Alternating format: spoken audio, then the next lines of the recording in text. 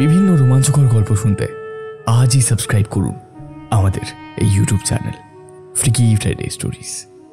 নমস্কার, আপনি শুনছেন ফ্রিকি ফ্রাইডে স্টোরিজ। আমি আরজু আছি আপনার সাথে। আজ আবারও একটি গল্প নিয়ে আমরা হাজির আপনার সামনে। তবে তার আগে একটা ছোট্ট বিষয় আপনার সাথে শেয়ার করি। ইউটিউব বলছে আমাদের 70% ভিউয়ার্স যারা আমাদের গল্পগুলি শোনেন তারা আমাদের সাবস্ক্রাইব না করেই চলে যান। এমনটা করবেন না প্লিজ। আপনার একটা সাবস্ক্রিপশন আমাদের জন্য অনেকটা মূল্যবান।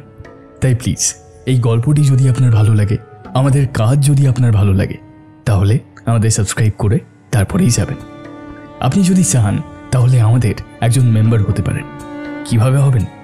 ওই যে সাবস্ক্রাইব বাটনের পাশে একটা জয়েন বাটন দেখতে পাচ্ছেন, ওই জয়েন বাটনে ক্লিক করলে মাত্র 29 টাকার বিনিময়ে আপনি পেয়ে যেতে পারেন আমাদের বেশ কিছু কন্টেন্টের আর্লি অ্যাক্সেস এবং বেশ কিছু কন্টেন্ট যেগুলো আমরা শুধুমাত্র আমাদের মেম্বারদের জন্যই তৈরি করি।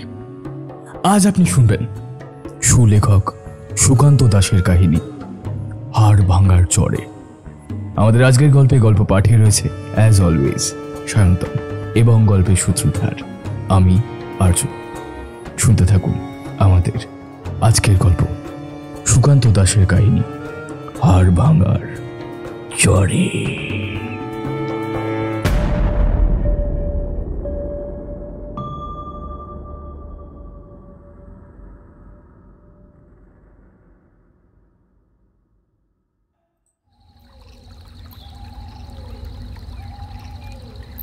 জলের ছলাৎ ছলাৎ শব্দটা বন্ধ হয়ে যেতেই মুকুন্দ বুঝতে পারে দাঁড় বাওয়া বন্ধ হয়েছে। এখন আর দাঁড় বইবার কোনো কারণ নেই। এই খালের মধ্যে এত রাতে নৌকো সামনের দিকে এগিয়ে নিয়ে যাওয়ার কোনো মানে হয় না। পেছনের শব্দটা বন্ধ হতে মুকুন্দ দাঁড়টা নৌকোর একপাশে তুলে রাখতে রাখতে বলে, এই হরি, আজ রাতে কি আমরা এখানেই থাকবো নাকি আর একটু আগে গিয়ে নৌকা বাঁধবো?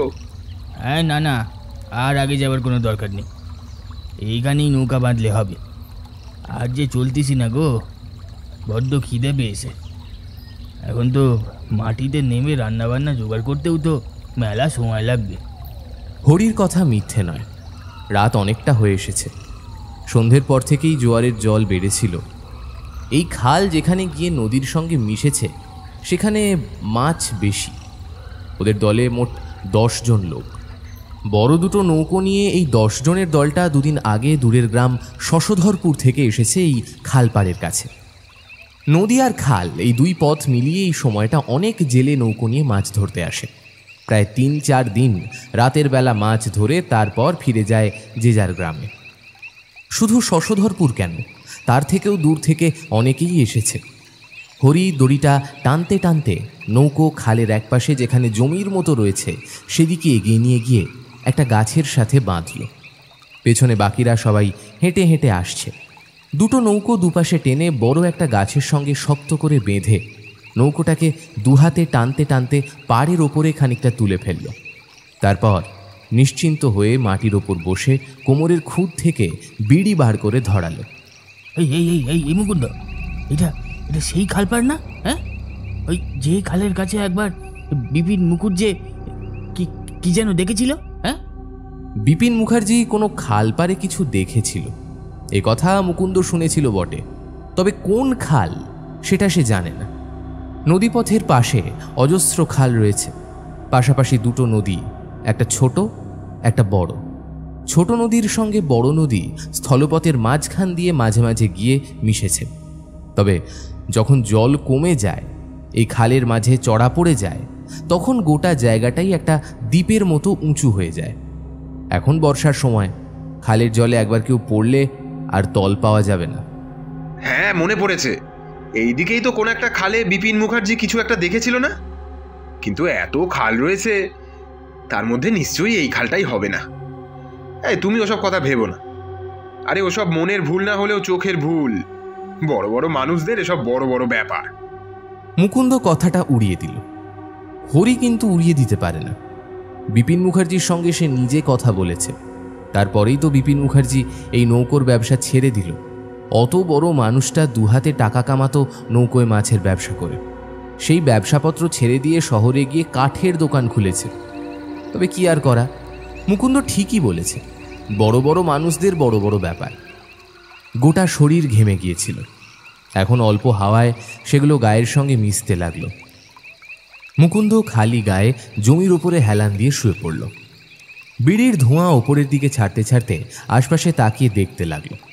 যেখানে ওরা উঠেছে জায়গাটা বেশ বড় জঙ্গলে জায়গা হলেও সামনের দিকটা ফাঁকা। একটু দূরে বড় বড় কয়েকটা গাছ। রাতের অন্ধকারে গাছগুলোকে ভালোভাবে চেনা যায় না। অল্প অল্প হাওয়ায় গাছের মাথাগুলো নড়ে উঠছে। জঙ্গলটার দিক থেকে একটা সরসরে শব্দ মাঝে মাঝে ভেসে আসে। আকাশটা পুরোপুরি পরিষ্কার নয়। চাঁদের আলো থাকলেও আকাশের আশপাশটায় যেন কালো মেঘ জমতে শুরু করেছে বলে মনে হয়। মুকুন্দর বাড়ির কথা মনে পড়ে। আগের দিন রাতে একসাথে তারা ছোট নদীতে মাছ ধরেছে।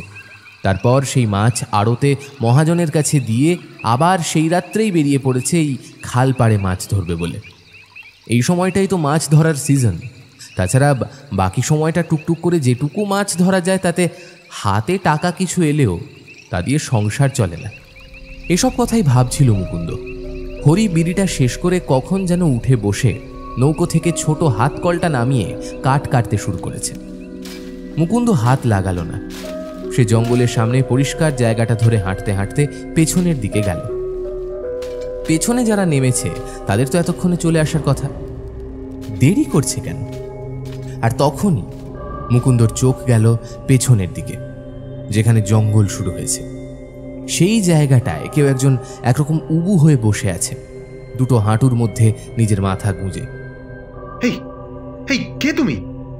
মুকুন্দর ডাকাতেও কিন্তু বসে থাকা লোকটা উত্তর দেয় না। একইভাবে মাথাটা হাঁটুর মধ্যে রেখে দোলাতে থাকে। মুকুন্দ যত এগিয়ে আসে ততই বুঝতে পারে লোকটার গোটা শরীর যেন থরথর করে কাঁপছে। তার গোটা শরীরে কোথাও একটু কাপড় নেই। না, লোক নয়, একটা মেয়ে। এক মাথা লম্বা চুল পিঠ ছাপিয়ে কোমরের কাছে গিয়ে পড়েছে, কিন্তু গোটা শরীরে এক বিন্দু কাপড় নেই। মুখটা হাঁটুর কাছে গুঁজে দুটো হাত দিয়ে হাঁটুটাকে জড়িয়ে ধরে থরথর করে এমনভাবে কাঁপছে যেন প্রচণ্ড ঠান্ডা লাগছে। মুকুন্দ চমকে ওঠে। খালপাড়ের জঙ্গলে মেয়ে এলো কোথা থেকে? এই তুমি কে? কোথা থেকে এসেছো? এইবার যেন মেয়েটা মুকুন্দর কথা শুনতে পেল। মাথাটা তুলল না। দুটো হাত সরিয়ে রাখলেও হাঁটুর কাছ থেকে মাথাটাকে একটু তুলতে গিয়ে কি ভেবে যেন আবার নামিয়ে ফেলল। মুকুন্দ বুঝতে পারল মেয়েটা মুখ ঘুরিয়ে তার দিকে তাকিয়ে আছে, অথচ চুলের জন্য তার মুখটা দেখা যাচ্ছে না। আর তারপরেই মেয়েটার মুখ থেকে একটা কেমন যেন শব্দ বেরিয়ে এলো। কিছু বুঝে ওঠার আগেই সামনের খালের জলের মধ্যে সেই মেয়ের শরীরটা ঝাঁপিয়ে পড়ল। তবে ঝাঁপিয়ে পড়ার আগে একবার যেন মুকুন্দ মেয়েটার মুখটা দেখতে পেয়েছিল। মেয়েটার চোখ দুটো যেন কালো কুচকুচে, ঠিক জ্বলন্ত কালো কয়লার মতো। কতক্ষণ ওইভাবে দাঁড়িয়েছিল মনে নেই। হরির ডাকে মুকুন্দ সম্বিত ফিরে পায়। আরে আরে কি হলোটা কি? ওখানে কি করছিস? এই এদিকে আয়, এদিকে আয়। আরে কাঠ কাটতে লাগবে তো হাত লাগা, এখনই সবাই চলে আসবে দেখবি।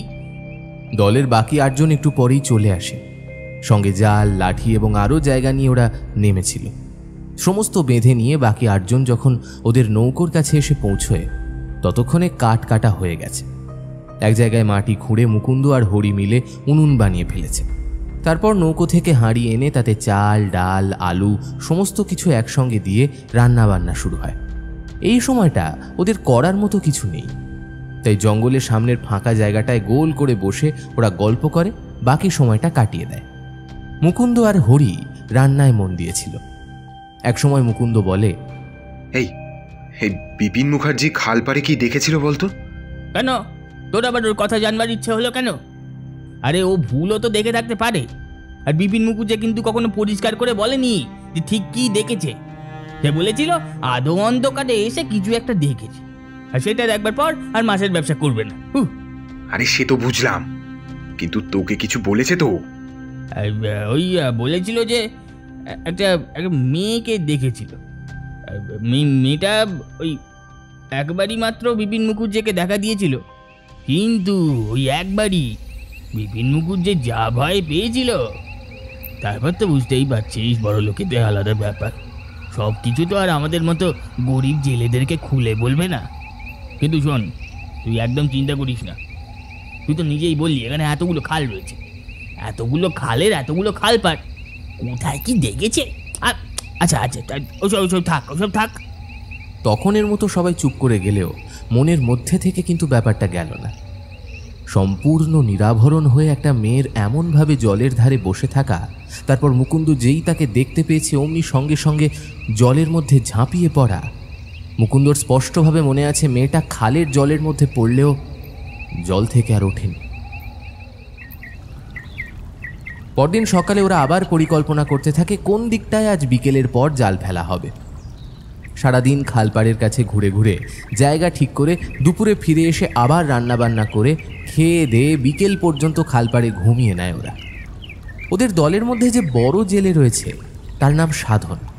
সাধন হরি আর মুকুন্দকে বলে, নৌকা যেমন আছে এখানেই থাক, খালপাড়ের শেষের দিকটা জল বেশ গভীর, ওই দিকটাতেই মনে হয় মাছও আছে ভালো, আজ ওখানেই মাছ ধরবো। তোদের নৌকা বার করতে হবে না, তোরা এখানেই থাক, রান্নাবান্নার ব্যবস্থা কর, আমরা সন্ধেবেলা জাল নিয়ে চলে যাচ্ছি। সাধন তার দলের 7 জনকে নিয়ে সেই সন্ধেতেই বেরিয়ে পড়ল। মুকুন্দ আর হরি রইল নৌকোর কাছে। হরি কিন্তু আবার রান্নাবান্নার ব্যবস্থা করার জন্য উনুনের নতুন হাঁড়ি ধুয়ে মুছে চাল ডাল সমস্ত কিছু জোগাড় করতে শুরু করেছে। মুকুন্দ সেই দিকে, সেই খালপাড়ের বড় জঙ্গলের দিকে বারবার তাকিয়ে কি যেন দেখার চেষ্টা করে, কিন্তু দেখতে পায় না। রাতের বেলা যখন মুকুন্দর ঘুমটা ভাঙে তখন উনুনের ধারে পাড়ের কাছে সবাই ঘুমিয়ে রয়েছে। এদিকে বাঘের ভয় নেই, বাঘের ভয় আছে বড় নদীর ওপারে। সাপ খোপের ভয় থাকতে পারে, সেই কারণেই চারিদিকে আগুন জ্বালিয়ে রাখা হতো। মুকুন্দর ঘুমটা ভাঙতেই সে চোখ কচলে নিয়ে আগুনের গণ্ডির বাইরে বেরিয়ে জঙ্গলের কাছে দাঁড়িয়ে নিজের কাজ সেরে নিল। তারপর সেখান থেকে চলে আসতে যাবে এমন সময় প্রথমবার সেই কান্নার শব্দটা শুনতে পায়, একটা মেয়ের কান্নার শব্দ। আশ্চর্য, এই একটা শব্দ আসছে মনে হচ্ছে না? মনে হচ্ছে ওই মেয়েটাই, তার মানে সে আবার এসেছে। মুকুন্দ বেশ কয়েক বছর শহরে ছিল, এক মিষ্টির দোকানে কাজ করত। সেখানেই সে শহরের ভাষা কিছুটা শিখেছিল, তাই এখানে জেলেদের সঙ্গে কাজ করলেও কথা বলতে বলতে মাঝে মাঝে সেই ভাষা তার মুখ থেকে বেরিয়ে আসে, তাই তার কথা বাকিদের চেয়ে সামান্য ভালো। ওরে, নৌকার দাঁড় টানতে হবে, গায়ে মাছের গন্ধ নিয়ে ঘুরতে হবে। এই শহরের ভাষা জেনে আমরা কি করব বলতো? হ্যাঁ, মাথায় মাছের ঝুড়ি নিয়ে ফটর ফটর করে ইংরাজি বলবি, হ্যাঁ দেখবি সব মাছ একেবারে বিক্রি হয়ে গেছে। মুকুন্দ কান্নার শব্দটা লক্ষ্য করে সামনের দিকে এগোতে লাগলো। জঙ্গলটা ডান দিকে খানিকটা পাতলা, বাঁ দিকে খানিকটা ভারী। মুকুন্দ কিন্তু ডান দিকেই এগিয়ে যাচ্ছিল। এই খালপাড়টা বেশ বড়, এপার থেকে ওপার আধো অন্ধকারে চাঁদের আলোয় ভালোভাবে বোঝা যায় না, জলের শব্দ ভেসে আসছে। এই সময় জল বাড়তে শুরু করে। মুকুন্দ খালপাড়ের একদম প্রান্তে এসে দাঁড়ালো। ওখান থেকে দূরে বড় নদীটা দেখা যায়, তারপর পাশে ছোট খালগুলো চোখে পড়ে। চাঁদের আলো নদীর জল আর খালের ওপর পড়ে যেন বালির মতো চিকচিক করে উঠছে মাঝে মাঝে, কিন্তু কান্নার শব্দটা আর নেই। আবার মুকুন্দ কান্নার শব্দটা শুনতে পেল। জঙ্গলটা যেদিকে পাতলা হয়ে গেছে সেখান থেকে ওই খালের অংশটাকে ঘুরে অন্য দিকটায় যাওয়া যায়। সেই দিকটাতেই জলের কাছে আবার আগের দিনের মতো সেই মেয়েটা বসে আছে। তার দুটো পা এখন জলের ভেতরে, মাথাটা সামনের দিকে ঝুঁকিয়ে দুটো হাত দিয়ে যেন মুখটাকে আড়াল করে কাঁদছে। এখন তার চুলগুলো সামনের দিকে ঝুঁকে পড়েছে। মুকুন্দর সারা শরীর থরথর করে কেঁপে ওঠে একবার। এত রাতে এমন জায়গায় একটা মেয়ের থাকার কথা নয়। এটা কি সত্যি মানুষ নাকি অন্য কিছু? খালের জলে, নদীর পাড়ে রাতের বেলায় এমন অনেক কিছুই দেখা যায় বলে মুকুন্দ শুনেছে, যদিও বিশ্বাস করতে মন চায় না। মুকুন্দ এক পা করে এগিয়ে যায় মেয়েটার দিকে। যখন প্রায় 4 হাত 5 হাত দূরে, তখন মেয়েটা আস্তে আস্তে নিজের হাতের ভেতর থেকে মুখটা তুলতে থাকে। মুকুন্দ তখন যেন খানিকটা সাহস পেয়েছে। এই, তুমি কে বলো তো? এইখানে এত রাতে এসেছো কেন? কালকেও তোমাকে দেখেছি, আজকেও তুমি এখানে কেন এসেছো? এটাই তো আমার থাকার জায়গা, আর এখানেই আমি আসবো না? তোরা এখানে কেন এসেছিস? এইখানে আমি কাউকে থাকতে দেব না, কাউকে না। কথাটা মুকুন্দ শুনতে পেলেও মেয়েটার মুখটা দেখতে পায়নি। মাথার চুলগুলো সামনের দিকে এগিয়ে এসে মেয়েটার মুখটা ঢেকে রেখেছে। চারপাশে হালকা বাতাস বইতে শুরু করেছে।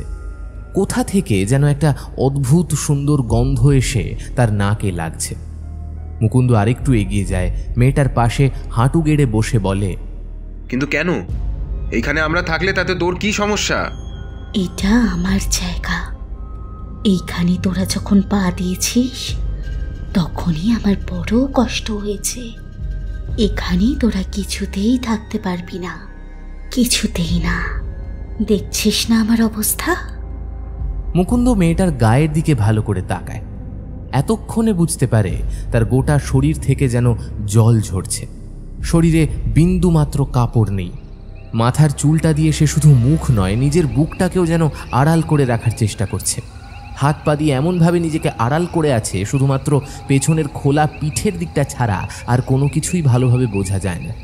মুকুন্দ কিছু বলতে যাবে, তার আগেই মেয়েটা নিজের পাটা জলের ভেতর থেকে তুলে আনে, আর তারপরেই খালের জলের ভেতর থেকে বেরিয়ে আসে একটা কালো কুচকুচে হাত। একটা নয়, দুটো, তারপর আরও দুটো, তারপর আরও দুটো। এইভাবে দুটো দুটো করে অনেকগুলো হাত খালের জলের ভেতর থেকে যেন কাঁকড়ার মতো দ্রুত এগিয়ে আসে মুকুন্দর দিকে। মুকুন্দ কিছু বুঝে ওঠার আগেই সেই কালো হাতের পেছনে উঠে আসা বিভৎস কালো মূর্তিগুলো ঝাঁপিয়ে পড়ে মুকুন্দর গায়ের ওপর। মুহূর্তের মধ্যে মুকুন্দর গলা, বুক, পেটের ভেতর থেকে কালো কালো হাতগুলো গর্ত করে ফেলে। মুকুন্দ একটা চিৎকার করার চেষ্টা করে, কিন্তু তার আগেই এই মেয়েটা নিজের একটা হাত মুকুন্দর মুখের ওপর চেপে ধরে কানের কাছে হিস হিস করে বলে, আমার থাকার জায়গায় আমি কাউকে থাকতে দেব না, কাউকে না। কালকেই যদি তুই চলে যেতিস তাহলে আর এসব হতো না। কেউ বাঁচবে না, কেউ না, কেউ বাঁচবে না। প্রবল যন্ত্রণায় তার চোখ দুটো বন্ধ হয়ে আসতে শুরু করে। বুঝতে পারে খালের জল থেকে কালো হাতওয়ালা আরো কালো ছায়া যেন ওপরে উঠে আসছে। এত মাছ যে এখানে থাকতে পারে সেটা তো আমরা ভাবতেই পারিনি। আমার মনে হয় যদি আজকে রাতেও আমরা ওই খালের শেষ দিকটাতে মাছ ধরি, তাহলে আরও মাছ পাওয়া যাবে। কিন্তু আমার মনে হয় কাজটা কিন্তু ঠিক হচ্ছে না।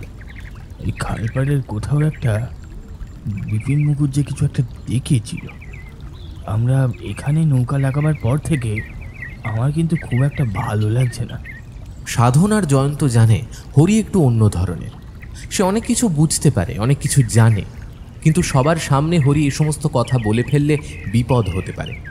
তাই দুপুরের সময় তাকে একপাশে ডেকে নিয়ে গিয়ে সাধন বলে, হরি, এই সমস্ত কথা সবার সামনে বলিস না। দুদিন মিলিয়ে যা মাছ পেয়েছি তা 7 দিনেও পাওয়ার কথা নয়। একটা নৌকা প্রায় ভরে গেছে, দেখ, ভালো করে দেখ। আর 2 দিন জাল ফেলতে পারলে বাকি নৌকাটাও প্রায় ভরে ফেলতে পারবো। তারপর এখান থেকে রওনা দিয়ে দেবো একেবারে শশধরপুরে। এমন মাছ আমরা এর আগে কখনো পাইনি, বিশ্বাস কর। হ্যাঁ, বিশ্বাস কর। এই সমস্ত মাছ বিক্রি করতে পারলে আমরা সকলে যা টাকা পাবো তাতে 2 মাস আমাদের কোনো চিন্তা থাকবে না, পেট পুড়ে খেয়ে পড়ে থাকতে পারবো। সেই সবই আমি বুঝতে পারছি রে। মাছ বেশি পাওয়ার কারণ একটা তো আছেই, না হলে এক জায়গায় একদিনের বেশি 2 দিন মাছ ধরলে ভাগ্যে কিচ্ছু থাকে না। আরে তুই যা ভাবছিস সেটা তো নাও হতে পারে। এতগুলো খালের মধ্যে কোন খালে বিপিন মুখুজ্জে নৌকা লাগিয়েছিল তা তো সে নিজেও জানে না। শুনেছি যে রাতে সে নৌকা লাগিয়েছিল সেই রাতেই ওখান থেকে নৌকাটা তুলে নিয়েছে। হরি বুঝতে পারে সাধন কথা শুনবে না। মাছের লোভ তাকে পেয়ে বসেছে। অন্যরাও বেশ খুশি, কিন্তু মুকুন্দকে কেমন যেন মন মরা বলে মনে হলো। আর 2 দিন, তার বেশি কিন্তু আর এখানে থাকা যাবে না। 4 দিনের দিন ভোরবেলা আমরা এখান থেকে নৌকা ছাড়বো, না হলে আমি এখান থেকে ওই খালপাড় ধরে চলে যাব ওপারে। তারপর সেখান থেকে শশধরপুর যাওয়ার ব্যবস্থা ঠিক করে নেব। সাধন এগিয়ে এসে হরির কাঁধের উপর একটা হাত রেখে বলে, এই সাধন আর যাই করুক কিন্তু কখনো মিছে কথা বলেনি। দেখ, মাছ পাই আর না পাই, আমরা 2 দিন এখানেই থাকবো। তারপরে ভোরবেলা এখান থেকে নৌকা নিয়ে বেরিয়ে যাব। বাকি যারা এসেছিল তারা একসাথে বসে কথা বলছিল, কিন্তু খানিকটা দূরে থাকার জন্য ওদের কোনো কথাই শোনা যায় না। তাই সে দেখছিল একপাশে মুকুন্দ নিজের মতোই জলের দিকে তাকিয়ে বসেছিল। রতন এগিয়ে গিয়ে মুকুন্দকে বলে, কি হয়েছে বলতো? সাধন আর ওই হরির মধ্যে কি এত কথা চলছে? জানি না, এইখানে নৌকা লাগাবার পর থেকেই হরি কেমন যেন অদ্ভুত ব্যবহার করত। মনে হয় আমাদের কিছু একটা ওরা বলছে না। জায়গাটা খুব একটা ভালো নয়। ভালো নয় কেন? আমার তো বেশ ভালো লাগছে। জালে যা মাছ উঠছে মুকুন্দ, তুই দেখলে বলতি এমন মাছ কখনো ওঠে না। মুকুন্দ আর কিছু বলে না, উদাসীনের মতো ওই জঙ্গলের দিকে আঙুল দেখিয়ে বলে, ওই যে জঙ্গলের ভেতরে যে থাকে, সে চায় না আমরা এখানে রাতের বেলা থাকি। দিনের বেলা কোনো অসুবিধে নেই, কিন্তু রাত হলেই ও বাইরে বেরিয়ে আসে। রতন অবাক হয়ে যায়। মুকুন্দ এমনভাবে কথাগুলো বলছে যেন ওই জঙ্গলে কে থাকে সেটা সে ভালোভাবেই জানে।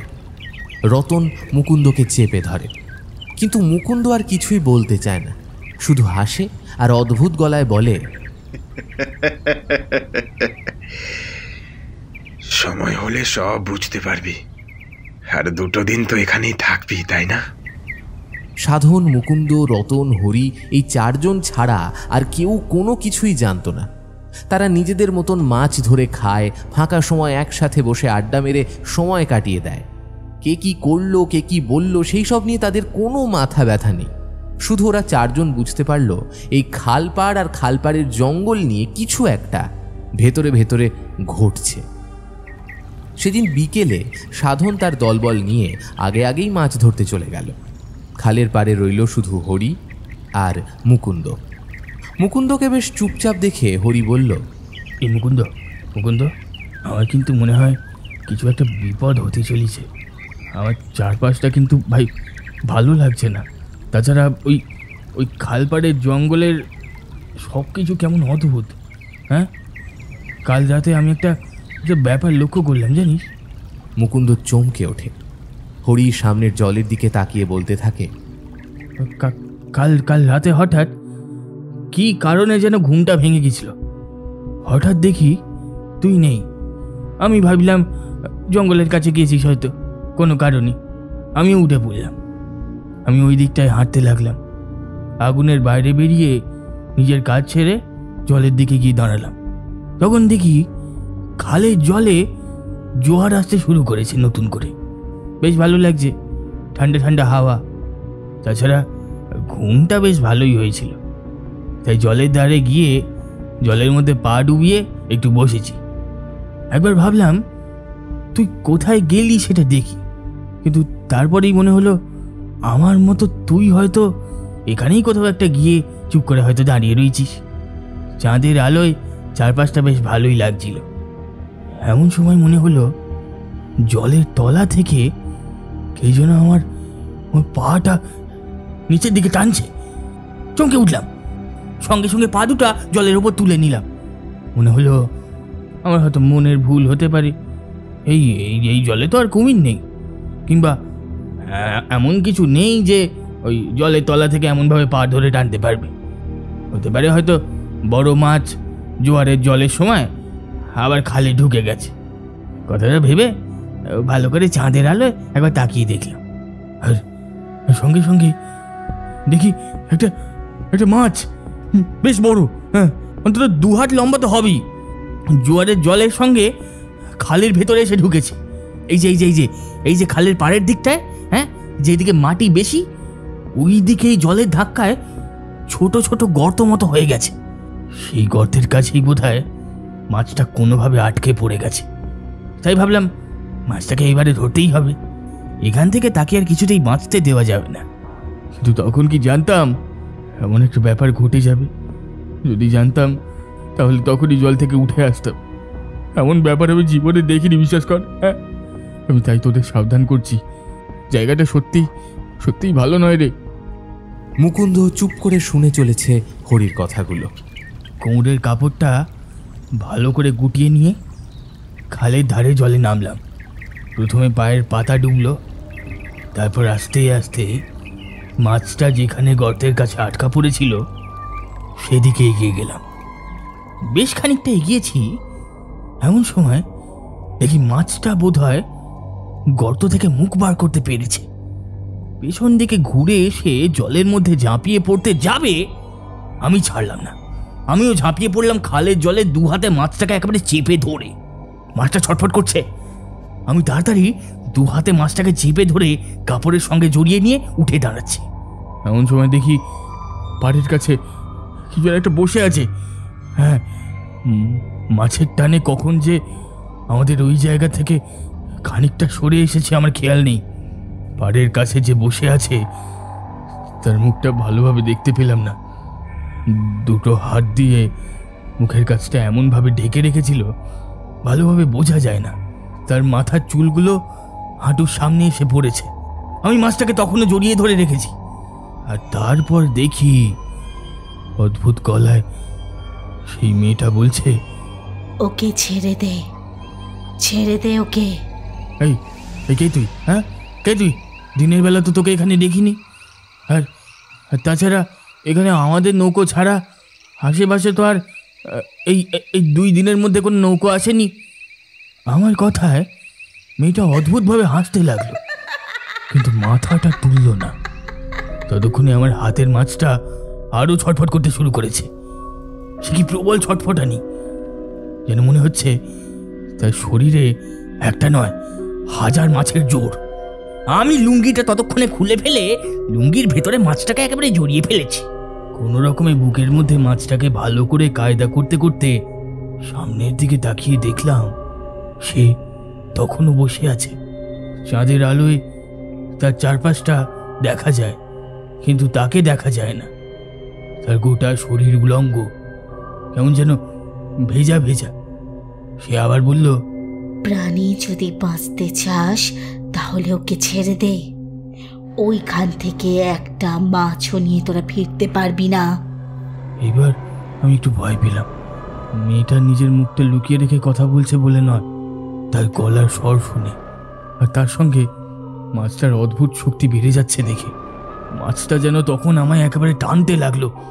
আমার লুঙ্গি সহ গামছাটা জলের দিকে ছিটকে গেল একবার। আমিও লুঙ্গিটাকে চেপে ধরে রাখলাম। মাছটা আমায় নিয়ে খালের জলের মধ্যে ঝাঁপিয়ে পড়ল। সঙ্গে সঙ্গে মেয়েটা অদ্ভুতভাবে হেসে উঠল।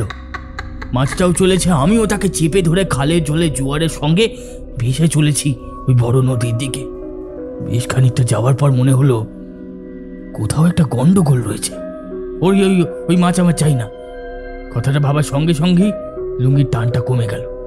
লুঙ্গিটা তুলে দেখি কই মাছ নেই। ততক্ষণে আমি বেশ খানিকটা চলে এসেছি, আর একটু এগিয়ে গেলেই বড় নদীর কাছে গিয়ে পড়তাম। তখন তাকিয়ে দেখি সেই মেয়েটা আমার সঙ্গে বসে নেই। তারপর যখন উঠে এসেছি ততক্ষণে দেখি তুই আবার এসে শুয়ে পড়েছিস। মুকুন্দ এতক্ষণ চুপ করে শুনে চলেছিল, এবার বলল, আমরা ভুল করে সেই খাল পাড়েই নৌকো লাগিয়েছি হরি। আমি সাধনকে বললাম যেন এইখানে না থাকে, কিন্তু আমার কথা কে শোনে? মাছ পাওয়ার লোভ তাকে পাগল করে দিয়েছে। এই 2 দিন তুই সাবধানে থাকিস মুকুন্দ। মুকুন্দ উত্তর করল না। হরি মনে মনে ভাবল, ভালোই হলো, যদি এখান থেকে ফিরে যেতে পারে বিপিন মুখার্জির সঙ্গে নিজে একবার শহরে গিয়ে হলেও কথা বলবে। সেদিন রাতে সাধন আর তার দলের লোকেরা বেশ খুশি হলো। আজ আরও মাছ পাওয়া গেছে। দ্বিতীয় নৌকোটা প্রায় ভরে এসেছে বলা চলে। আরও কিছুক্ষণ মাছ ধরলে হয়তো ভরেই যেত, কিন্তু ওরা ক্লান্ত হয়ে পড়েছিল। সাধন ফিরে এসে সবাইকে বলল, এবার থেকে আমরা খালের কাছে মাছ ধরতে এলে এখানেই আসব। ফেরার সময় কোনো একটা গাছের কাছে একটা চিহ্ন রেখে যেতে হবে, যাতে পরে বা চিনতে পারি, বুঝলি? দলের মধ্যে থেকে আরেকজন বলল, এত বড় বড় মাছ আর এত মাছ এর আগে আমরা একসাথে কখনো চোখেই দেখিনি, তাই না? বড় বেশি মাছ হয়েছে এবারে। কেন যে এমনটা হচ্ছে কিছু বুঝতে পারছি না। রতনের বাবা নিজেও মাঝিদের সর্দার। অন্য একটা দল আছে রতনের বাবার, সেও বেশ ভালো মাছ পায় প্রত্যেকবার। তাই সাধনের সঙ্গে তার যে একটা মনে মনে শত্রুতা রয়েছে সে কথা সকলেই জানে। সুযোগ পেয়ে রতনের ওপরে ঝালটাও উগরে দেয়। রতন ঠান্ডা চোখে কিছুক্ষণ তাকিয়ে থাকে সাধনের দিকে। রতন বয়সে ছোট হলেও তার চেহারাটা বেশ বড়, গায়ের জোরও অনেক বেশি। রতনের ঠান্ডা চোখের দৃষ্টির দিকে তাকিয়ে সাধন ক্ষুব্ধভাবে তাকায়। ব্যাপারটা অন্যরকম হচ্ছে দেখে সবাই মিলে দুজনকে থামিয়ে দেয়। সবার সামনে হরি বলে, এই, আমার লোভ হবার কিছু নেই। কিংবা আমার নজরেও কিছু নেই। আমি অনেক কিছু বুঝতে পারি বলেই বলেছি, না হলে ওই কথা আমি বলতাম না। তাছাড়া আজ তো প্রায় রাত হয়ে গেল, কালকে রাতটা গেলেই আমরা এখান থেকে চলে যাব। তবে এই খালপাড়ে আমি আর আসবো না। কথাটা বলে হরি আগুনের কাছ থেকে সরে যায়। সাধন অনেক কিছুই বলছিল বাকিদের, কিন্তু মুকুন্দ সেখানে ছিল না। সে খালপাড়ের একপাশে হেঁটে বেড়াচ্ছিল। রতন এগিয়ে যায় হরির দিকে। হরি হাঁটতে হাঁটতে অনেকটা দূরে চলে গেছে। রতন হাঁটছিল, আর হাঁটতে হাঁটতেই হঠাৎ করে চিৎকার করে ওঠে। রতনের চিৎকার শুনে বসে থাকা সকলে ঘুরে তাকায়।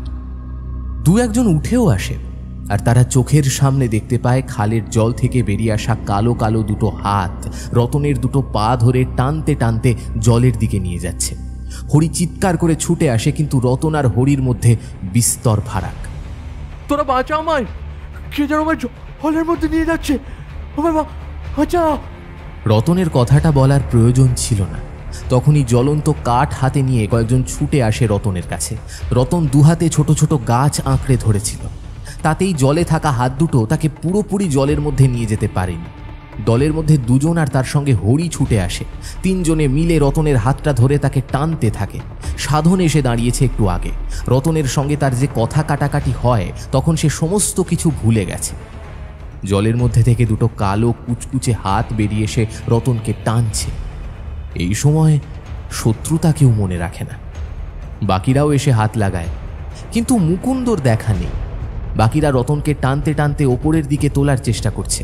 ততক্ষণে রতনের পায়ের হাঁটু পর্যন্ত খালের জলের ভেতর ডুবে গেছে। কালো হাতটাকে আর দেখা যাচ্ছে না। সাধন একবার হরির দিকে তাকালো।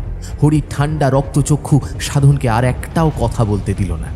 অনেকক্ষণ ধরে এমন টানাটানি চলতে লাগলো।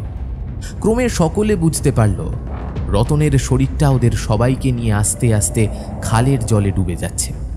এবার একটা চেঁচামেচির শোর উঠল।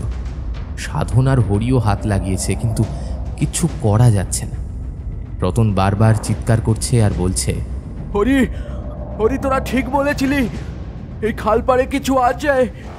আর ঠিক তখনই ওদের সবাইকে চমকে দিয়ে একটা মেয়েলি গলায় খিলখিল করে হাসির শব্দ ভেসে আসে।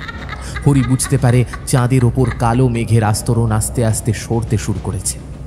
রতনকে ওরা আটকাতে পারে না। সবাইকে হ্যাঁচকাটানে ফেলে দিয়ে রতনকে নিয়ে কালো দুটো হাত জলের ভেতর ঝুপ করে ডুবে গেল। একটা আর্তনাদ, আর তারপর সব কিছু শান্ত। জোয়ারের জল বাড়তে শুরু করেছে। পাড়ের দিকে বেঁধে রাখা নৌকোগুলো আস্তে আস্তে ওপরের দিকে উঠে আসছে।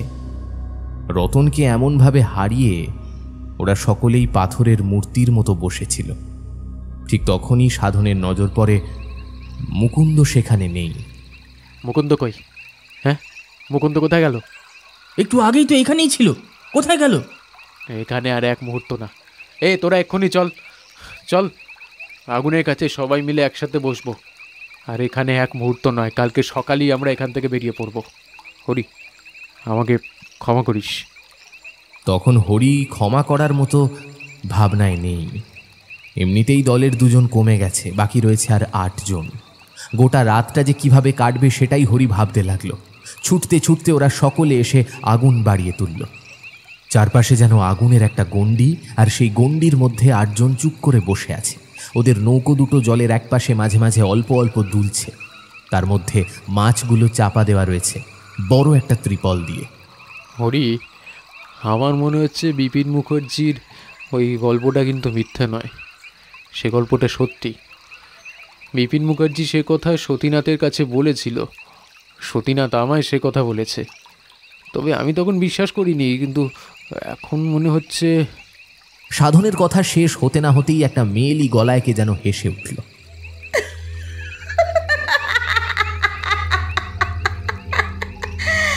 তোদের আমি আগেই বলেছিলাম এখান থেকে চলে যা। তোরা আমার কথা শুনিসনি। 3 রাত তোরা এখানে থেকেছিস, আর কেউ ফিরতে পারবি না এখান থেকে। 2টোকে মেরেছি, বাকি আর 8 জন। কতক্ষণ বাঁচবি আমার হাত থেকে? আবার সেই হাসির শব্দ। আগুনের মধ্যে বসে থাকা 8 জন যেন ভয়ে কাঠ হয়ে গেল। শুধু হরি একটা কথা ভেবে অবাক হলো। রতনকে ওদের সামনেই জলের মধ্যে কেউ টেনে নিয়ে গেছে। তাহলে আরেকজনকে? মুকুন্দ? কিন্তু ততক্ষণের দলের মধ্যে থেকে একজন সাধনকে উদ্দেশ্য করে বলল, এইখানে বিপিনবাবু কিছু একটা দেখেছিল বলে শুনেছিলাম। তা তো প্রায় 5 বছর হতে চলল। তারপরেই তো বিপিনবাবু মাছের ব্যবসা সমস্ত কিছু ছেড়ে দিয়ে শহরে চলে গেল। সতীনাথ আমায় বিপিন মুখার্জির গল্পটা পুরো বলেছে। দেখ, তোরা ভয় পাবি না তো? তাহলে তোদের বলতে পারি, আমার মনে হয় সমস্তটাই সত্যি। আজকের রাতটা কোনো মতে কাটিয়ে দিই, আগুন যেন না নেবে। খেয়াল রাখবি সবাই, হ্যাঁ? আর সূর্য পূর্ব আকাশে দেখা দিলেই আমরা নৌকা নিয়ে বেরিয়ে পড়বো, আর এক মুহূর্ত এখানে নয়। সবাই তাতেই সম্মত হলো। কিন্তু এত বিপদের মধ্যেও সাধনের মুখে পুরো গল্পটা শোনার জন্য তৈরি হয়ে পড়ল। এমন সময় আর কি করা যাবে? তাই যদি এই জায়গাটার কথা ভালোভাবে শোনা যায় আর তাতে যদি কোনো লাভ হয়, তাই হোক। সাধন একবার ভালো করে এদিক ওদিক তাকিয়ে দেখে নিল। তার চোখে যেন ভয় খেলা করছে। তারপর বলতে শুরু করল, বড় নদী আর ছোট নদী, এই দুইয়ের মাঝে যে ছোট ছোট খাল রয়েছে, এই খাল আগে ছিল না। এক সময় এখানে একটা বড় দ্বীপ মতো ছিল। তখন এখানে কয়েক ঘর লোকও বাস করত। তারপরে সময় কেটেছে, আস্তে আস্তে বড় নদীর জল বেড়েছে। সেই জল ওই দ্বীপকে জোয়ারের জলে একেবারে ডুবিয়ে দিয়েছে। তারপরেই ধীরে ধীরে খালগুলো নিচে থেকে অনেক বছর ধরে তৈরি হয়েছে। যারা এখানে থাকতো তারা তন্ত্র সাধনা করত। সবাই এখান থেকে জলের ভয় আস্তে আস্তে চলে গেলেও একজন এখান থেকে কখনো যায়নি। এই খাল তৈরি হওয়ার অনেক আগেও সে এইখানেই ছিল। অনেকে বলতো সে নাকি আত্মাদের যেমন বন্দি করে রাখতে পারত, তেমনি অপদেবতাদের ডেকে আনতে পারত একেবারে নিজের কাছে। সেই অপদেবতাদের দিয়ে নানান কাজ করাতে পারত। তার ক্ষমতা ছিল অনেক। নামটা যতদূর মনে পড়ে, সতীনাথ বলেছিল নরসিংহ বিশ্বাস। এই সমস্ত কথা যদিও শোনা কথা। বিপিন মুখার্জি এখানে এসে ভয় পেয়ে সেই রাত্রে ফিরে গিয়েছিল। তারপরে খোঁজ খবর নিয়ে এই সমস্ত জানতে পারা। খালবারের মাঝে কোনো একটা জঙ্গলে রেখে গিয়েছিল কোনো এক অপদেবীকে। সেই অপদেবী কোনো মানুষকে এখানে আসতে দিত না। তার কাছে কেউ এলেই সে প্রথমে তাকে ভয় দেখিয়ে তাড়িয়ে দেওয়ার চেষ্টা করত। আর আরও একটা কারণ ছিল, এই অপদেবীর গোটা শরীর নাকি থাকতো উলঙ্গ। তার শরীরে কোনো কাপড় থাকতো না, একটা ফোঁটা কাপড় থাকতো না। কোনো মানুষ তাকে দেখে ফেলবে এই ভয়ে সে মানুষের থেকে যেমন দূরে থাকতো, তেমনি মানুষ তার কাছাকাছি গেলেই সে তাকেও মেরে ফেলবার চেষ্টা করত। আর অপদেবীর সঙ্গেই থাকতো তার বেশ কিছু সাঙ্গপাঙ্গ। সাধনের কথা শুনে হরির মনে পড়ে গেল সেই মেয়েটার কথা। মাছটাকে নিয়ে যখন সে ওপরের দিকে উঠে আসছিল, তখন তো ওই মেয়েটাকেই সে দেখেছিল। উলঙ্গ একটা শরীর, কিন্তু 2 হাত দিয়ে নিজের শরীরের সমস্তটুকু সে আড়াল করার চেষ্টা করেছিল, এমনকি মুখ পর্যন্ত দেখায়নি। এগুলো আগের কথা, যা বিপিন মুখার্জি জানতে পেরেছিল। এবার আসল কথাটা বলি। বিপিন মুখার্জি তার নৌকা নিয়ে এসেছিল এইখানে। সেই দলে বিপিন মুখার্জি ছাড়াও আমাদের মতোই আরও 10 জন ছিল। 10 জন মিলে প্রথমে ওই বড় নদীর বাঁকের কাছে এক রাত মাছ ধরে। তারপরে রাতের বেলা নৌকা ঢুকিয়ে ভুল করে এসে পড়ে এই খালপাড়ে, এর কাছাকাছি। যেই খালপাড়ে আমরা এখন এসে পড়েছি, ঠিক সেইখানে।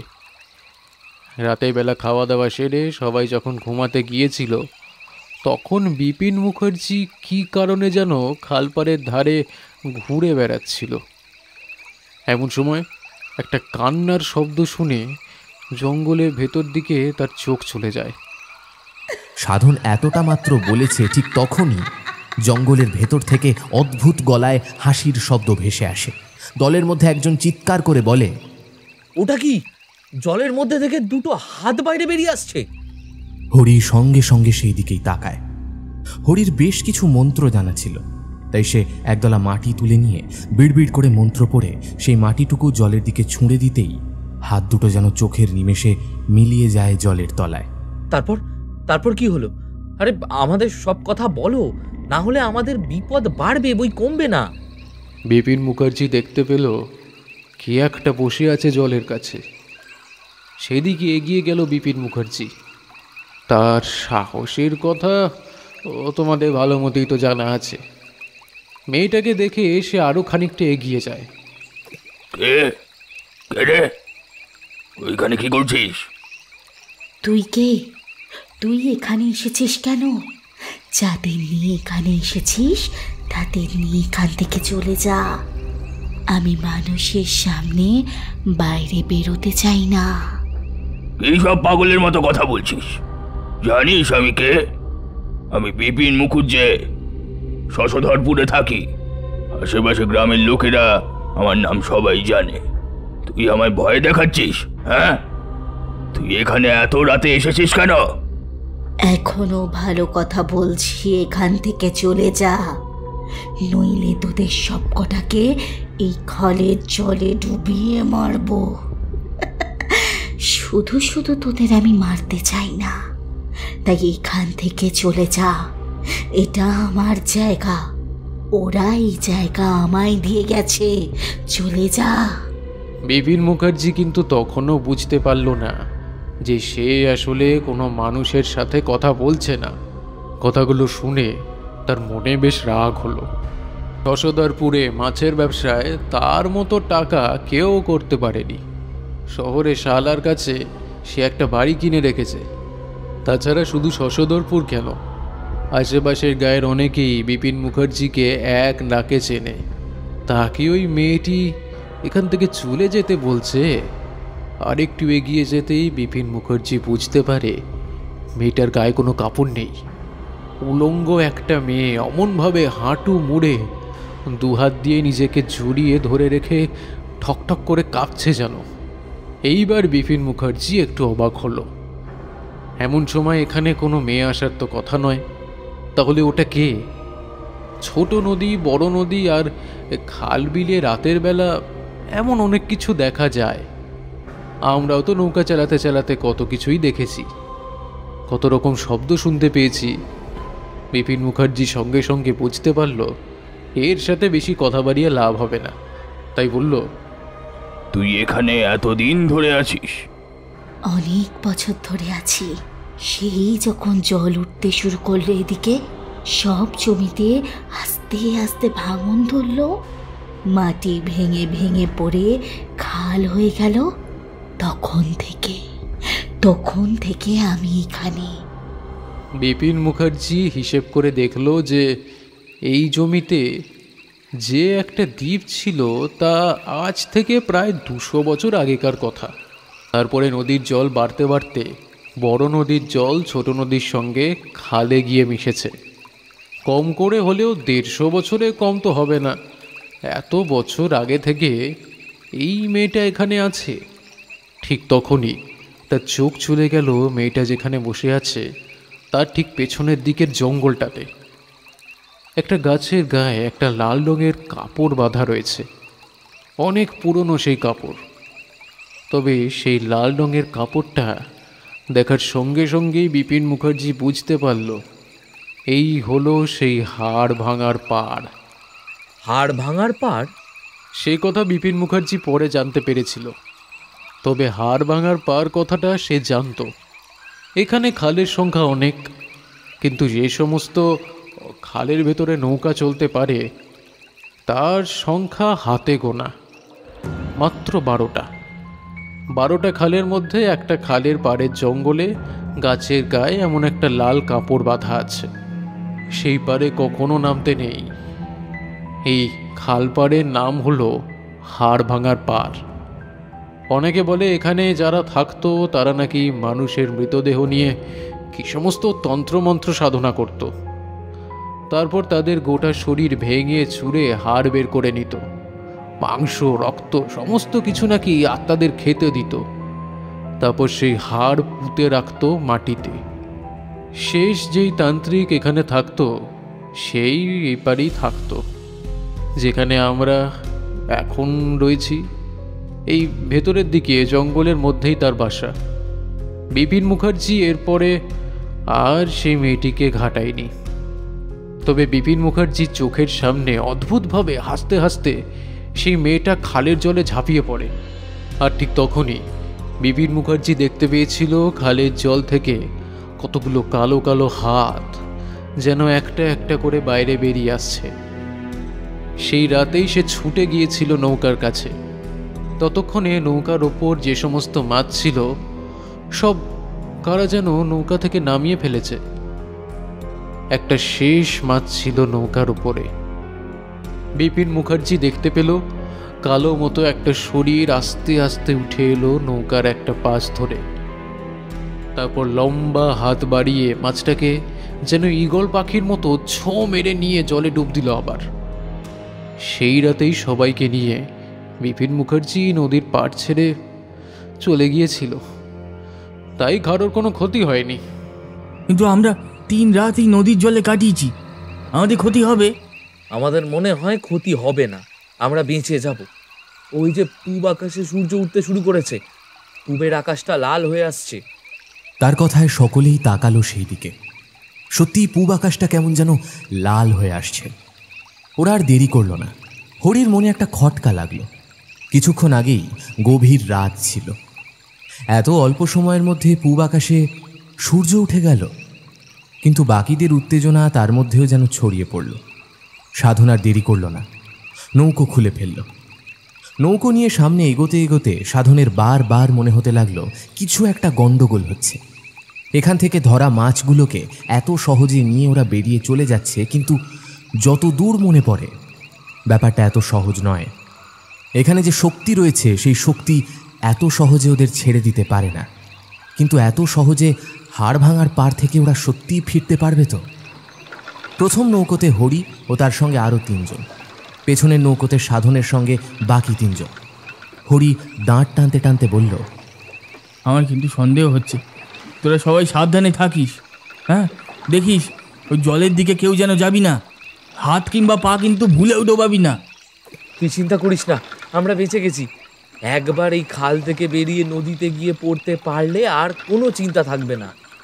নৌকো চলতে লাগলো। প্রথমে হরির নৌকো, তারপর সাধনের নৌকো। নৌকো চলছে তো চলছে। ওরা খালের থেকে বেরিয়ে নদীতে পড়ার আশায় অপেক্ষা করতে লাগলো। বেশ কিছুক্ষণ কেটে যাওয়ার পর পেছনের নৌকো থেকে সাধন বলে উঠল, আরে কি ব্যাপার, কি দাঁড় টানতে পারছিস না নাকি? এতক্ষণ ধরে আমরা খালের মধ্যেই রয়েছি, বাইরে বেরোচ্ছি না কেন? ঠিক তখনই পাড়ের দিক থেকে একটা অদ্ভুত মেয়েলি গলায় হাসির শব্দ ভেসে এলো। কেউ যেন বলল, বেরোবি কি করে? আমি বাইরে বের হতে না দিলে তোরা বেরোতে পারবি না। হরি অবাক হয়ে পাড়ের দিকে তাকালো। দেখতে পেল ঠিক যেখানে ওরা আগুন ধরিয়েছিল তার পাশেই খালের মধ্যে ওদের নৌকো দুটো ভাসছে। দাঁড় সে টানছে, কিন্তু নৌকো এগোচ্ছে না। অথচ স্পষ্ট মনে আছে এতক্ষণ ধরে দাঁড় টানতে টানতে নৌকো এগোচ্ছিল সামনের দিকে। মেয়েটা আবার এসে বসেছে জলের কাছে। আগের মতোই 2 হাঁটুর ভাঁজে নিজের মুখ গুঁজে 2 হাত দিয়ে পায়ের কাছটা জড়িয়ে রেখেছে। আমাদের ছেড়ে দাও, ছেড়ে দাও আমাদের। তুমি তুমি যেই হও না কেন, আমাদের ছেড়ে দাও। ওই সব মাছ তুমি নিয়ে নাও, সব মাছ নিয়ে নাও, সব মাছ। এই হাট ডাগার পাড়ে আমরা আর কখনো আসবো না, আর কখনো আসবো না। আমাদের বড় ভুল হয়ে গেছে, ছেড়ে দাও আমাদের। আহা আহা, ভুল হয়ে গেলে যে কিছুই করার নেই। তোদের যে আমি এখান থেকে বের হতে দিতে পারবো না। সাধনের নৌকো থেকে একজন হঠাৎ দাঁড় তুলে ধরল, তারপর ঝাঁপিয়ে পড়ল জলের ওপর। জল সেখানে বেশি নয়। মেয়েটা তখনও বসে আছে। দাঁড় তুলে নিয়ে হই হই করে ছুটে গেল মেয়েটাকে মারবে বলে। আমাদের মারবি তুই? তার আগে তোকে আজ আমি শেষ করে দেব। সবাই অবাক হয়ে তাকিয়ে রইল তার দিকে। দাঁড় নিয়ে ছুটে এগিয়ে গেল লোকটা। দাঁড়টা যেই মাথার ওপর তুলে ধরে মেয়েটা লক্ষ্য করে নামিয়ে আনতে যাবে, ঠিক তখনই মাটির তলা থেকে একটা কালো হাত কোথা থেকে যেন বেরিয়ে মুহূর্তের মধ্যে লোকটার একটা পা চেপে ধরল। একটা হ্যাঁচকা টানে তাকে মাটির ওপর ফেলতেই হাত থেকে দাঁড় ছিটকে গেল। নৌকোয় বসে থাকা সকলে হই হই করে উঠল। কিন্তু তার আগেই আরও একটা কালো হাত মাটির তলা থেকে বেরিয়ে এসেছে। 2 কালো হাত বেশ খানিকটা লম্বা হয়ে লোকটাকে মুহূর্তের মধ্যে উল্টো করে ফেলল। তোরা এইভাবে হাঁ করে দেখছিস কি? বাঁচা, বাঁচা আমায়! খবরদার কেউ নৌকা থেকে নামবি না, খবরদার। কেউ নৌকো থেকে নামল না। কালো দুটো হাত লোকটাকে ততক্ষণে উল্টো করে একটা আছাড় মেরেছে মাটির ওপরে। তাতেই তার জ্ঞান হারিয়ে যায়। তারপর ওদের চোখের সামনে লোকটার দুটো পা ধরে টানতে টানতে তার গোটা শরীরটা মাঝখান থেকে চিড়ে ছুঁড়ে দিল জলের মধ্যে। নৌকোর মধ্যে একজন হড়হড় করে বমি করে দিল। হরি সবাইকে শান্ত হয়ে থাকতে বলল। দাঁড় তুলে নিয়ে সে আবার নৌকো চালাতে লাগলো, কিন্তু লাভ কিছুই হলো না। হরি বুঝতে পারল পূব আকাশের সেই লাল রংটা আসলে একটা মায়া ছিল। সেটা দেখেই ওরা ওই অপদেবীর পাতা ফাঁদে পা দিয়েছে। এরপর কয়েকটা ঘটনা খুব দ্রুত ঘটে গেল। ভয় ভয় নৌকো থেকে দুজন জলে ঝাঁপ দিয়ে সাঁতরে খালের অন্য পাশে চলে যাওয়ার চেষ্টা করলো, কিন্তু জলের তলা থেকে কি যেন তাদের জলের তলায় টেনে নিয়ে গেল। দেখতে দেখতে হরির নৌকোয় হরি ছাড়া আর একজন, সাধনের নৌকোতেও সাধন ছাড়া আর একজন রইল। হরি, কিছু একটা ব্যবস্থা কর হরি, আমাদের বাঁচা।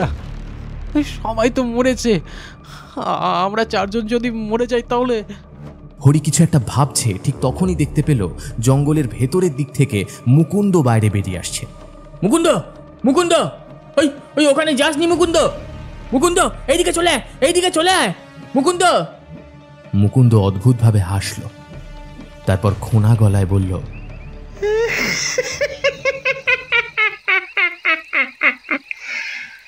আমি যে অনেক আগেই চলে গেছি হরি। যেদিন রাতে তুই জলে মাছ দেখছিলি সেদিন রাতেই আমি চলে গেছি। মুকুন্দ অদ্ভুতভাবে হাসছে। ততক্ষণে মুকুন্দর আশেপাশে কালো কালো কতগুলো ছায়ামূর্তি আবার দেখা যেতে লাগলো। হরি বুঝতে পারল এইভাবে হবে না। সে সঙ্গে সঙ্গে বিড় বিড় করে মন্ত্র পড়তে লাগলো। খাল থেকে খানিকটা জল তুলে নিয়ে নিজের গায়ে ছিটিয়ে নিল। তারপর বলল, তুই যেই হোস না কেন, আমাদের এখান থেকে যেতে দে। আমরা আর কখনই এই হাড় ভাঙার পাড়ে আসবো না। আমাদের যা ভুল হয়েছে তা আর কখনো হবে না। এটা তো আর সম্ভব নয়। ওরা তোদের ছাড়বে না, আমি ছাড়লেও ওরা ছাড়বে না। ওই দেখ, ওরা আসছে আসছে আসছে।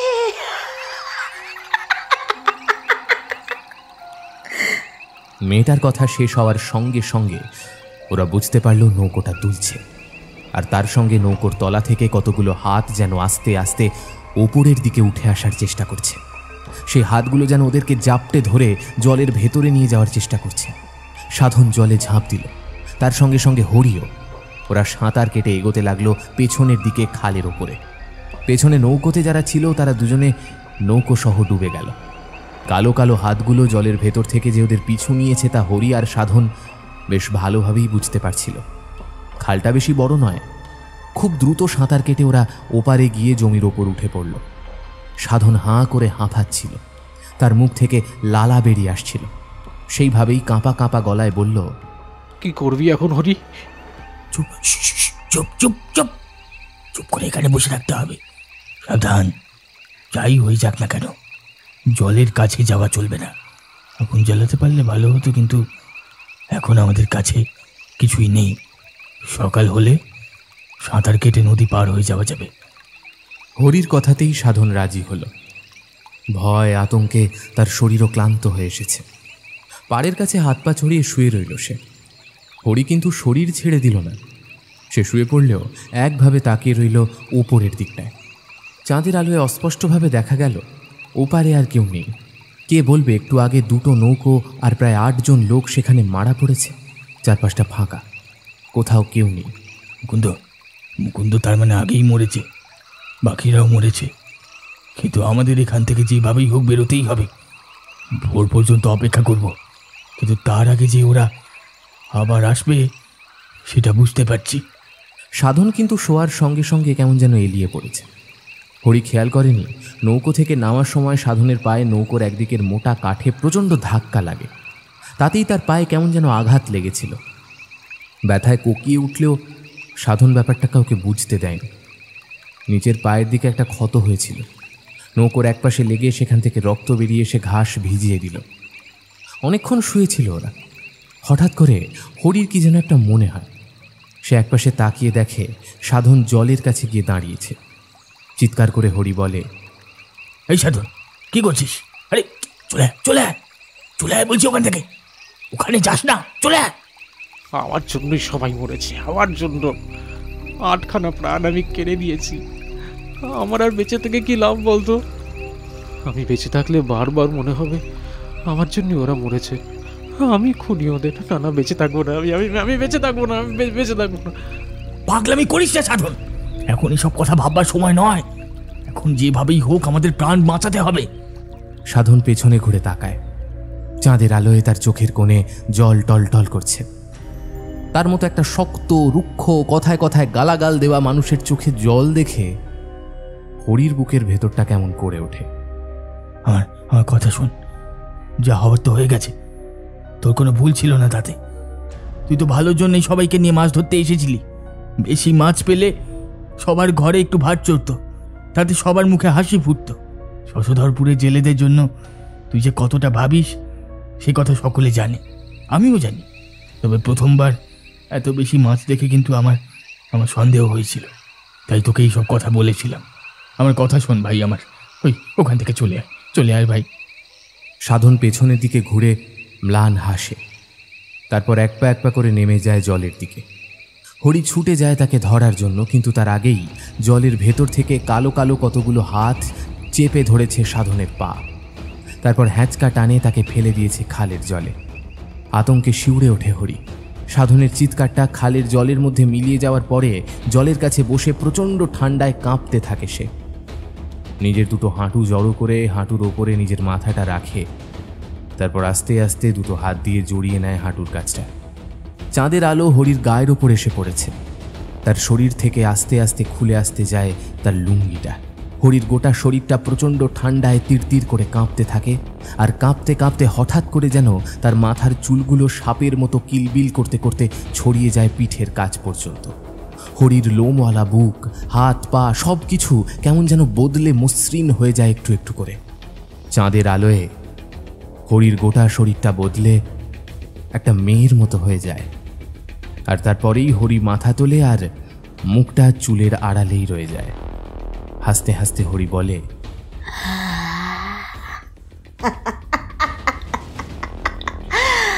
অনেক দিন পর 10 জনকে এইভাবে মারতে পেরেছি।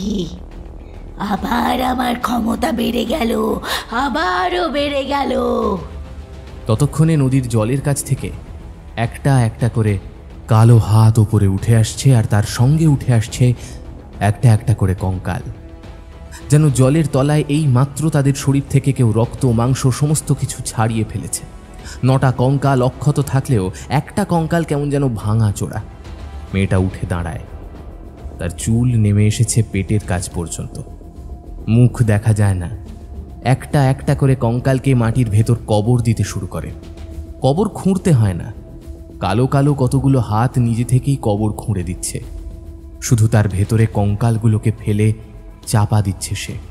চাঁদের আলো ছাড়া এই দৃশ্যের সাক্ষী আর কেউ রইল না। দেখতে দেখতে সময় কেটে গেল। সাধন যে তার গোটা দল এবং নৌকো হারিয়ে জলের মাঝে কোথাও উধাও হয়ে গেল সে কথা কেউ জানতে পারল না। একবার সতীনাথ শহরে কি যেন একটা কাজে গিয়ে বিপিন মুখার্জিকে সমস্ত কথা বলতেই বিপিন মুখার্জি বলেছিল, এই রে, সর্বনাশ করেছে। আমি তো এসব ভেবেছিলাম বলেই মাছের ব্যবসা ছেড়ে দিলাম, কিন্তু আমি 2-1 জনকে বলেছিলাম, তোমাকেও তো বলেছিলাম, কিন্তু কেউই আমার কথা বিশ্বাস করনি। ওই হাড় ভাঙায় যে পার রয়েছে তার এপারে আর ওপারে 2 পারেই তান্ত্রিক থাকতো। ওই তান্ত্রিক অপদেবীকে 2 পারেই বন্দি করে রেখেছিল। একটা নয়, 2 পারে 2 অপদেবী সে বন্দি করে। এই খবর আমি অনেক পরে জানতে পেরেছিলাম। তাই অভিশপ্ত ওই নদীর পার নয়, অভিশপ্ত ছিল আসলে ওই খালটা। ওই খালের জলের মধ্যে যে একবার প্রবেশ করবে সে রাতের মধ্যে ওখান থেকে বেরিয়ে না গেলে তার বিপদ হবে। আর যদি 3টে রাত পর পর সেই খালের জলের কাছে কেউ থাকে তাহলে তাদের মৃত্যু নিশ্চিত। আর একটা কথা, এটা আমি অনেক পরে জেনেছিলাম, ওই অপদেবী আসলে যে কারো রূপ ধারণ করতে পারত। সতীনাথ অবাক হয়ে তাকিয়ে রইল বিপিন মুখার্জির মুখের দিকে। এতদিন পরেও কথাগুলো বলতে গিয়ে বিপিনবাবুর চোখে কেমন একটা অদ্ভুত ভয় ছড়িয়ে পড়ল।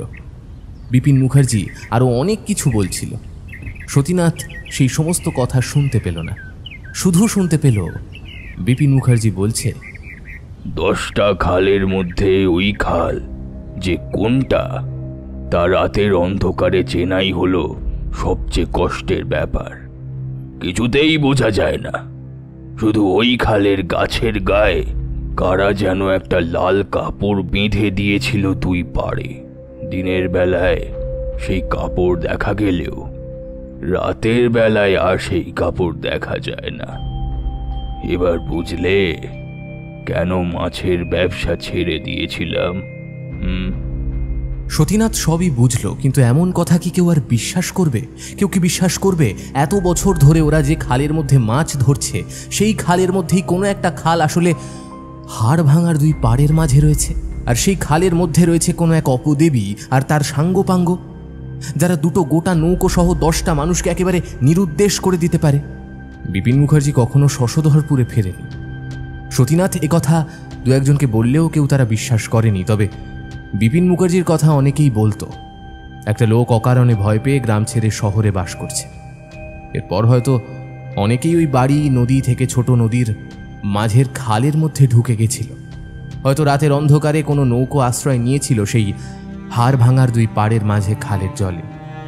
সত্যি কি ওরা কেউ কিছু দেখতে পেয়েছিল, নাকি উলঙ্গ কোনো এক নারী মূর্তি 2 হাতের মাঝে নিজের মুখ ঢেকে লজ্জা নিবারণের জন্য জলে ঝাঁপ দিয়েছিল কোনো এক গভীর চাঁদনি রাতে? তবে সময়ের কল হাওয়ায় নড়ে।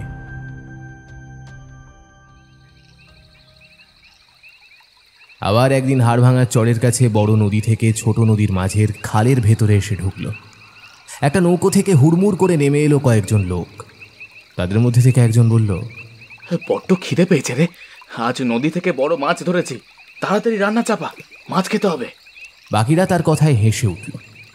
সকলে এদিক ওদিক ছড়িয়ে পড়তে লাগলেও যে কথাটা বলেছিল সে হাঁটতে হাঁটতে চলে গেল অন্য পাশে।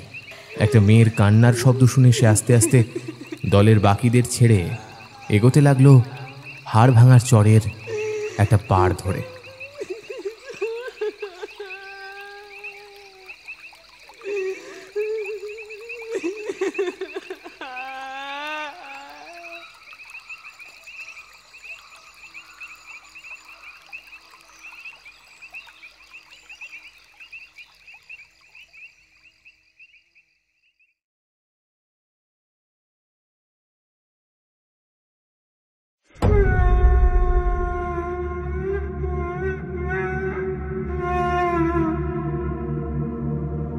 শুনছিলেন হাড় ভাঙার চরে।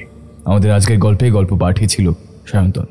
অন্যান্য চরিত্রে সৌম্যদীপ, নীল, তৃষা, সৌরভ, সৌমিক এবং আমি আর্য। শব্দ সংযোজন ও আবহ রণজয় ভৌমিক। প্রচ্ছদ শুভদীপ বন্দ্যোপাধ্যায়। তাহলে কেমন লাগলো আমাদের আজকের গল্প? নিশ্চয়ই জানাবেন আমাদের। কিভাবে জানাবেন? আমাদের কমেন্ট সেকশন আপনার জন্য খোলাই রইল। তাহলে আজকের মতো এতটুকুই। সামনের সপ্তাহে আরও একটি দারুণ গল্প নিয়ে ফিরে আসবে টিম ফ্রিকি ফ্রাইডে স্টোরিজ। খুব ভালো থাকবেন। শুভরাত্রি।